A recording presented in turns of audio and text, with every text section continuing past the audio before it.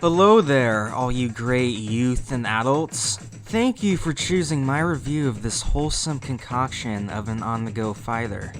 I'm so glad that this game is finally here in the US, after the delay from this summer a while back. I'm fully aware that a lot of other reviewers have already beaten me to the punch on this one, but I couldn't manage to procure this work until October 18th because of money mismanagement issues and because I needed to make sure that my spill on this game isn't an incoherent, inarticulate piece of wankery. I mean, my channel's name is ArticulateYoungMan M for a reason. But without further mediocre excuses, have at you. Super Smash Bros. For 3DS. This is the fourth entry of the incredibly popular and progressive Super Smash Bros. Series. After the solid original, freaking amazing Melee, and pretty good Brawl. How does this installment hold up? Well, pretty profoundly well. I would say that it's better than both the original and Brawl, and it gives Melee a run for its money. Why? Well, I'm here to explain. Almost everything about this new handheld entry of the franchise is great, or even better, especially the gameplay and also the graphics and music. There is so much to go over regarding the gameplay. As always, the main objective of this fighter is to pick a Nintendo character or possibly one of your few given third-party characters and mercilessly T-bone and end your rivals 5 ways to Sunday, which is handled with suave gusto. But with at least all of the single-player action, there's a whole bloody hell of a lot more to it than just that. You got the classic mode, the all-star mode, the new and exclusive Smash Run, and of course, plenty more characters and stages to unlock to get the whole tasty enchilada. I'll kick off with the classic mode. The classic mode is always very short and sweet, taking only about 10 to 15 minutes to complete, with excellent graphics. You just select any fighter you wish and navigate through 6 short stages battling 4 fighters with various conditions in 4 stages, a 10-man smash battle as your 5th stage, and you close with a throwdown against the sinister Master Hand. Very, very similar to the classic mode in the earlier installments.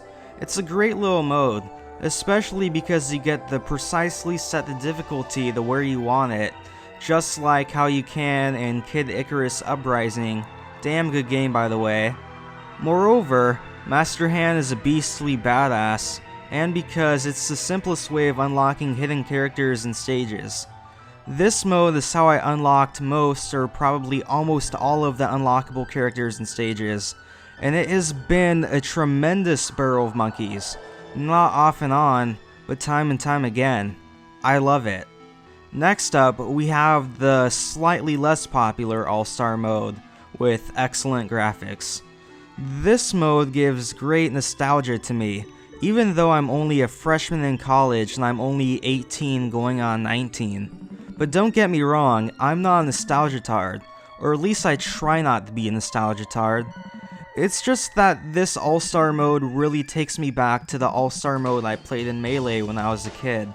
But anyhow, in this mode you pick your favorite fighter and fight your way through several separate waves of all the Nintendo icons and second bananas, with brief, soothing, and blissful interludes in between. I'm referring to the song they play in the intermissions, which is mind-blowing in my opinion. The order of the waves of the characters you encounter is the order of the years in which those icons and second bananas made their first debut in any title. It's an exceptional experience. The only real drawbacks are that there are no unlockable characters to be had from the All-Star mode, and when you die, you start over. These could have driven me bananas, but these are only nitpicks because most unlockable characters and stages can be achieved through the classic mode, and you're rationed 3 major healing items to keep you going. I personally made it all the way through with Toon Link in normal difficulty. It was just a very moderate challenge. I can see myself playing through this mode for fun many more times to come. Moving on, we got the new and exclusive Smash Run for our eye reddening, with excellent graphics.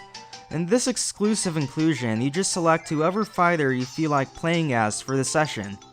Then, you have 5 minutes flat to accumulate as many power-ups as you can, defeating an immense multitude of various little enemies from various Nintendo franchises. After the 5 minutes drifts away, you are faced with a very short, free-for-all battle for dominance against 3 selected or randomly selected playable characters. And of course, you get to use all your accumulated power-ups that aid you in the fray. I would put this Smash Run on par with the Classic mode and the All-Star mode. As for all of the unlockable characters and stages, I will begin by listing them all for you. All of the unlockable characters include Ness, Falco, Dark Pit, Duck Hunt, Mr. Game & Watch, Jigglypuff, Rob, Lucina, Dr. Mario, Ganondorf, Bowser Jr., and Wario. And as for all of the unlockable stages, there's Magicant from Earthbound, WarioWare Inc. from Wario, Dreamland from Kirby, Mute City from F-Zero, and Flat Zone 2 from Mr. Game & Watch. Holy balls, that's a lot of new characters and stages.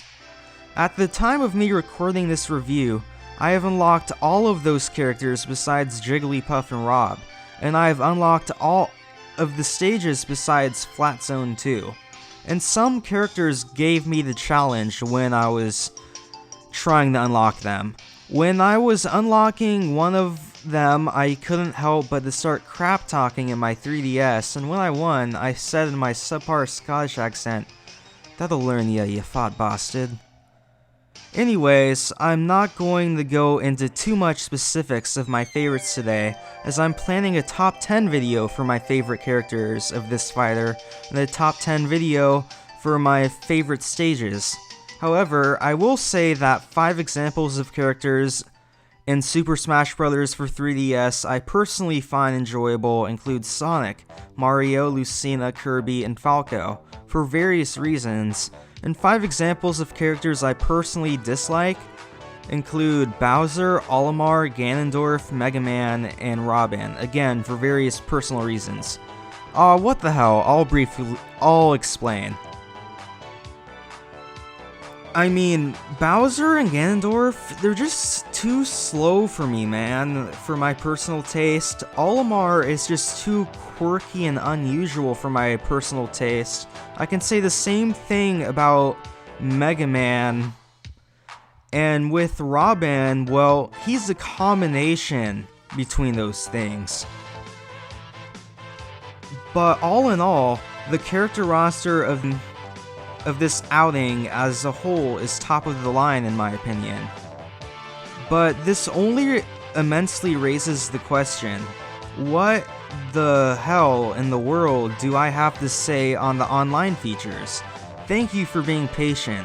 Keep watching, and I will tell you right now. Well, with the online sections of this title, you are granted the options of going tooth and sharp nail with friends, with anyone, and you can team up with the conquest option, and hell, they even brought back the spectator option from Brawl. Sadly, I can't really go into the with friends option because I just haven't been able to find any friends who own this lovely game to challenge. But that can definitely change, man. I would massively be down to challenge anyone who is partaking in the viewing of this overview whom already owns a copy or will own a copy.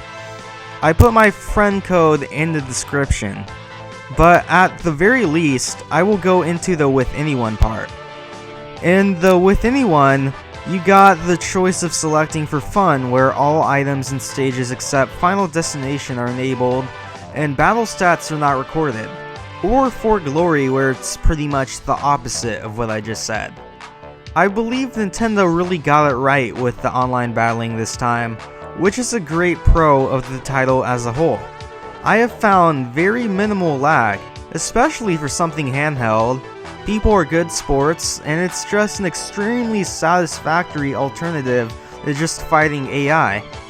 As for the Conquest and Spectate, honestly, team battling and watching strangers battle just really isn't my cup of coffee.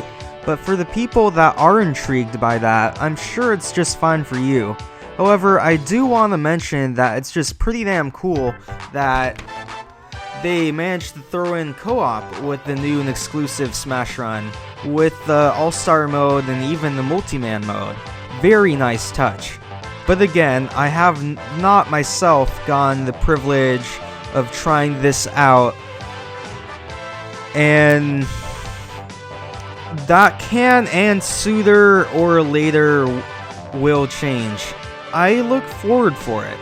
And that's pretty much my whole spiel on the online. Sorry that it wasn't particularly lengthy. Two things I still need to mention right now includes the vault section and the custom section. I'll be very to the point and concise. The vault section is neat, but really not that big of a deal. But you got the trophies, a trophy earner minigame, replays, a photo album, records, and tips. To be honest, I think it's a-okay that all of that is here, but the only one of those 6 things I really care for is the sounds. The sound section includes virtually every song that's to be found when playing this fighter, and it's pretty awesome. The soundtrack contains numerous classic tunes of prior entries in the beloved Super Smash Bros. Series.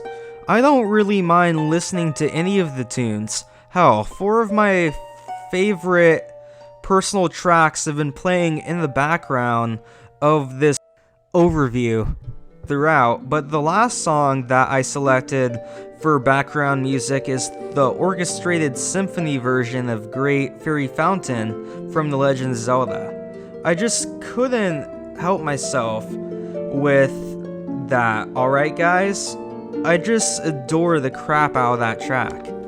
As for the custom section, well, I probably find that to be more exciting than the vault.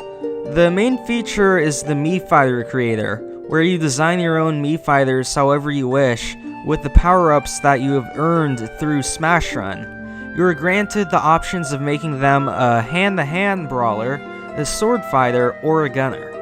And suffice to say, it's just equally awesome all 3 ways, simply due to it offering endless invention and everyone's individual creativity. You can also customize all of your other characters with your earned power-ups from Smash Run, which is, in short, just pretty damn cool, dude. One last thing before I conclude is the graphics. I wholeheartedly meant it when I said that the graphics are excellent. They are probably the most top-of-the-line graphics that I've ever seen from the 3DS.